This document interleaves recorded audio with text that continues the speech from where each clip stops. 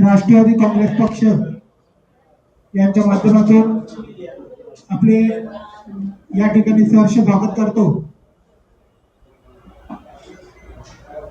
राष्ट्रवादी काँग्रेस पक्षाचे नेते प्रबोधदादा डावखरे आपणासोबत काही महत्त्वाच्या विषयावरती संवाद साधणार आहेत, तरी कृपया आपण ते सर्व वृत्तसंकलन करावे अशी मी आपल्याला नम्र विनंती करतो।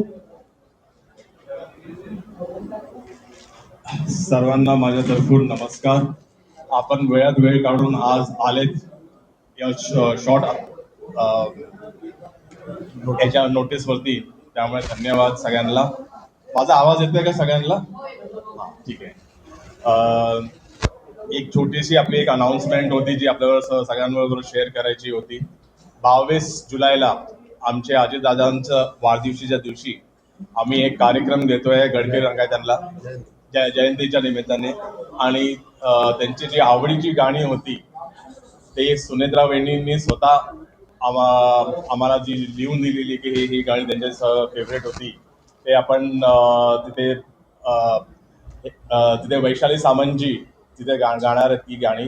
आणि आपण लहान मुलांना ऑर्फनेजचे जे आहेत आणि फिजिकली चॅलेंज आहेत त्यांना पण आपण आपल्यातर्फून स्पॉन्सर देतो आहे या दिवशी 22 जुलैला। आणि जसं आपल्या सगळ्यांना आषाढी एकादशीची शुभेच्छा। आणि मी विठ्ठला पुढे एवढंच मांडेल की येणाऱ्या काळामध्ये आमचे सुभाष देसाई जी आहेत यांना पण डेप्युटी मेयर भेटायला पाहिजे, जसं बाकीच्या आय थिंक पुण्यामध्ये पण काकडेजींनी प्रस्ताव टाकलेला आहे डेप्युटी मेयर राष्ट्रवादीचं असावं, तसं माझी पण इच्छा आहे की आमचा पण या ठाणा महानगरपालिकामध्ये एक डेप्युटी मेयर राष्ट्रवादीचा पण असायला हवे।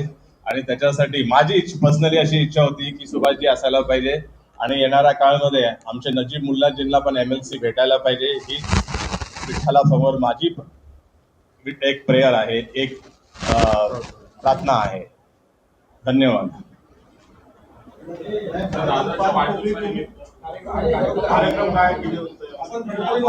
गडकरीला जे आपण कार्यक्रम घेतो आहे, या पत्रिकेस सगळं लिहिलेलं तसं आहे, तरी पण मी आपल्याला सांगून ठेवतो की 22 जुलैला 4 वाजता हा कार्यक्रम चालू होणार आहे।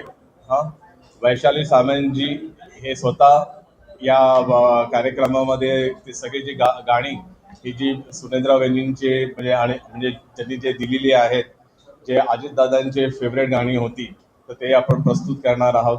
आणि लहान मुलांना जसं मी आपल्याला सांगितलं, जे ऑर्फनेज मधले आहेत, फिजिकली चॅलेंज आहेत, जिद्द शाळांमधले आहेत, त्यांना आपण एक स्पॉन्सरशिप देणार आहोत त्या दिवशी।